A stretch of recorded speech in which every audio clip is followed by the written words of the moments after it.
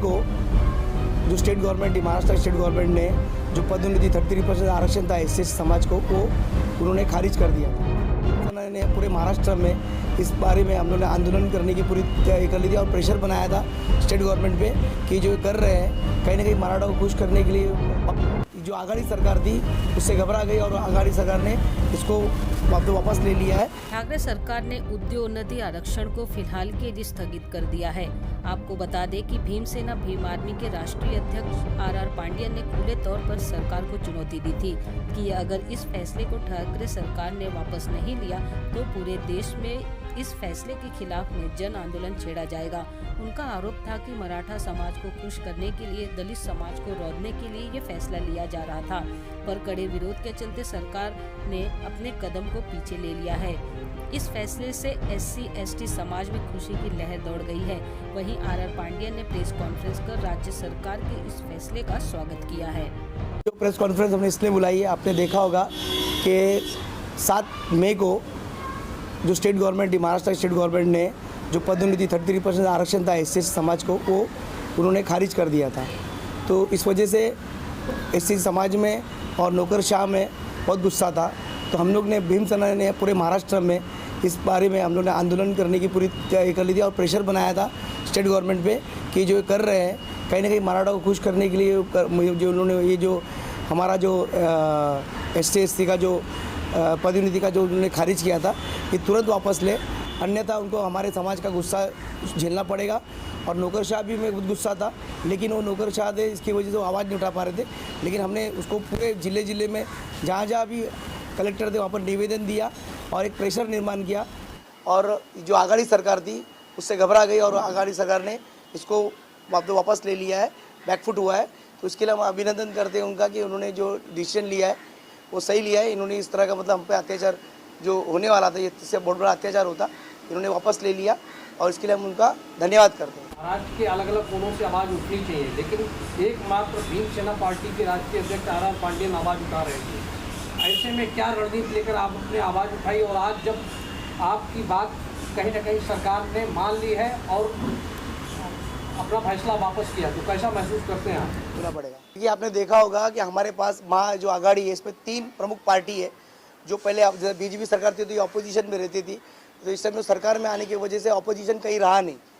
आपने देखा होगा ये 3 महाआघाड़ी और महाआघाड़ी सरकार से लोगों की बहुत सारी अपेक्षा थी, लेकिन आपने देखा जो बीच में जो मराठा आरक्षण जो खारिज हुआ तो कहीं ना कहीं मराठा समाज को खुश करने के लिए ये जो हथकंडा इस्तेमाल करने की कोशिश की, लेकिन ये हथकंडे की वजह से उनको बहुत बड़ा खामियाजा भोगना पड़ेगा या उनकी सरकार मतलब कि गिर सकती है। इसकी वजह से उन्होंने और हमारा जो दबाव तंत्र रहा, नौकरशाह का दबाव तंत्र, जो नौकरशाह पे अत्याचार हो रहा था जो आपने देखा होगा। फिर उसके बाद आपने देखा जो जितने भी जिले थे जहाँ जहाँ हमारे समाज के लोग थे उन्होंने उसका गुस्सा व्यक्त करना चालू कर दिया था। तो इसकी वजह से सरकार ने ये बैकफुट लिया, तो सरकार ने अच्छा किया और हमें अच्छा लग रहा है कि सरकार हमारी बात सुन रही है और हमारे गुस्से के सामने मतलब झुक रही है। राष्ट्रीय भीमसेना पार्टी ने जब ये चुनाव महाविकास आघाड़ी चुनाव लड़ रही थी कांग्रेस के साथ समर्थन दिया था और आज जब आपकी बात मानी गई तो आपने क्या सरकार को किस तरह से संदेश देने का प्रयास किया है, किस तरह से बताइए? देखो हम लोग ने कांग्रेस पार्टी को समर्थन देने की कोशिश की थी। हम चाहते थे कि मनोवादी पार्टी जो BJP है और शिवसेना ही सत्ता से बाहर रहे। इसके लिए हमने सोचा कि हम इस पार्टी को मदद कर दे, कहीं ना कहीं मनोवादी पार्टी का कुछ सीट तो हम कम कर सकते हैं और सेकुलर सरकार लाने की कोशिश करेंगे, इसलिए हमने उनको मदद किया था। लेकिन अभी आपने देखा होगा अगर इस तरह का अगर ये महायुति जो महाविकास आघाड़ी इस तरह का SC/ST समाज पर या इन पर अगर अन्याय करने की कोशिश करेगी तो हम इनके साथ नहीं रहेंगे। हम बैकफुट करके हम संघर्ष करेंगे। जितनी भी दलित पार्टी महाराष्ट्र में है वो कहीं ना कहीं वो अलायंस है। नेशनल पार्टी जैसे BJP है उसके साथ RPI जुड़ी हुई है, कांग्रेस के साथ दूसरी जो दलित पार्टी जो जुड़ी हुई है। तो जितनी भी पार्टियां हैं वो किसी न किसी पार्टी के साथ अलायंस है। इसकी वजह से जब सत्ता में रह के अगर अन्याय होता है तो सत्ता का वो लोग मज़ा भोगते हैं, तो उसकी वजह से उन लोग वो मज़ा ना चला जाए इसके लिए आवाज़ नहीं उठाते। तो इलेक्शन को देखते हुए जिससे कहीं ना कहीं सारी खामियाजा भुगतना पड़ता, ST और OBC भी इसमें नाराज़ हो जाती, तो ये सारी चीज़ों को लेकर कहीं षड्यंत्र तो नहीं रची हुई कि आगे मराठा जो आरक्षण था वो पहली बात तो वो सही तरीके से उन्होंने मतलब उसका इम्प्लीमेंट करने की कोशिश था। जो मराठा आरक्षण का मुद्दा ही गलत था, सिर्फ लोग मराठा समाज को OBC समाज को आरक्षण चाहिए था। इसके लिए कहीं ना कहीं उसकी जो वोट की राजनीति बीजेपी, आपको तो मालूम, बीजेपी ने जो पुटअप किया जब बीजेपी सरकार थी तो आरक्षण का मुद्दा पुटअप की थी। लेकिन ये आपने देखा संविधान में जो मराठा समाज है उसको कहीं भी न्याय मिल नहीं सकता, क्योंकि वो एक समाज है, उसको आरक्षण चाहिए, आरक्षण नहीं मिल सकता। पहले ही मतलब ये ऑलरेडी क्लियर था, लेकिन फिर भी कहीं ना कहीं बीजेपी पार्टी ने इसको कहीं ना कहीं लोगों को मतलब उसको जो मुद्दा का उसको कैश करने के लिए, वोट बैंक में कैश करने के लिए इन्होंने षड्यंत्र रचा था। सुप्रीम कोर्ट ने उसको पूरी तरह से खारिज कर दिया।